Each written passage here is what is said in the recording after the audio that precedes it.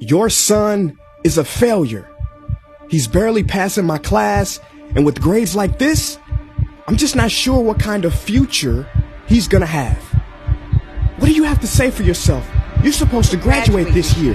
Listen to Mr. Johnson. What kind of future do you think you're going to have? With all due respect, don't call me a failure. Failure is an event, not a person, in fact. And you talk about the future, Mr. Johnson, but you're not preparing us for that. Excuse me? Just listen to what I'm saying. This should be good. Would you agree that in the future, most careers will become automated? Yeah, so?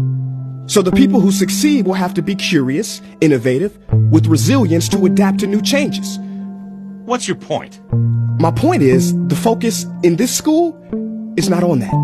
It is on regurgitating information and test taking, and that's just real. But in today's world, creativity is the most important leadership skill. Oh, that's how you feel.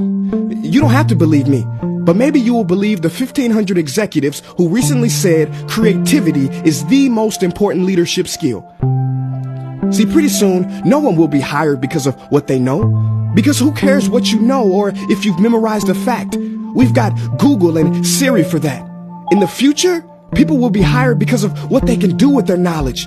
Can they creatively solve real-world problems, not just follow instructions or directions and bubble in multiple choice questions? So, Mom, that's why I'm stressed, because these robotic tasks we learn in school should stop.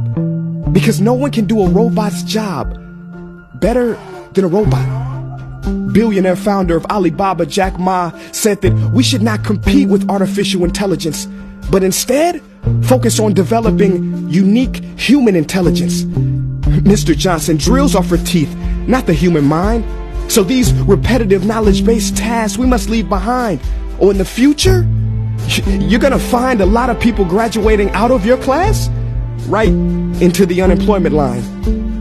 See, many top companies today don't look at grades. Mom, that old way is expiring. Google has been quoted as saying GPAs are worthless criteria for hiring. Founder of Tesla, Elon Musk, agrees. So I say this with unease and sorrow. If you continue to teach today as you taught yesterday, then you rob us students of tomorrow. Mr. Johnson, I'm gonna keep it real with you. Sometimes sitting in your class is tough.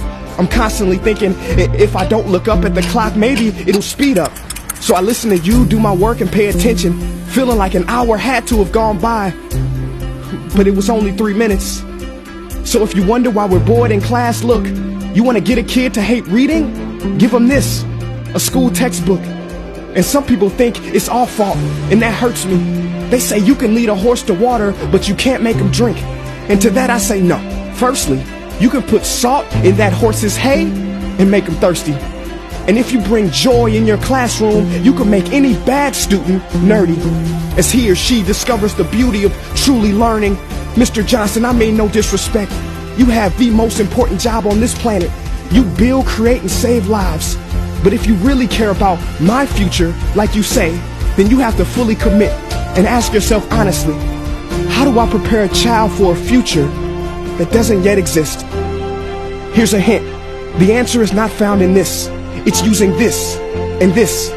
See, in the future, we will need more passion and compassion. People with inspired hearts and wisdom to uplift this planet. And Mom, I love you, but can I be real? Go ahead. You want to know one of the biggest factors for childhood success? It's not IQ. It's family meals. And we haven't had one of those in a while. See, I know sometimes you don't feel proud, because I may not be a straight A student, but I'm not stupid. These tests may be 70% of my grade, but they're 0% of my future. But don't worry, I'll pass this class and get through this. But I need you to give me the space I need to be me and live true.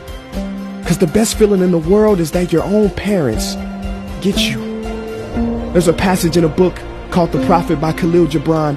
And if you don't mind, I'd love to share it with you. Go ahead. See, he says, your children are not your children. They are the sons and daughters of life longing for itself. They come through you, but not from you. And though they are with you, they do not belong to you. You may give them your love, but not your thoughts, for they have their own thoughts. You may house their bodies, but not their souls, for their souls dwell in the house of tomorrow. So, Mom, I'd appreciate it if you give me the love that I need to pursue my dreams.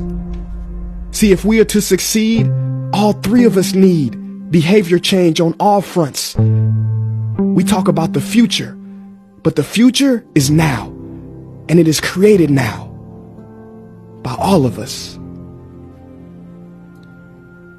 I've never heard you speak like that before. Yeah, I didn't know. But I'm going to reach out to administration and try to change some things. You have my word.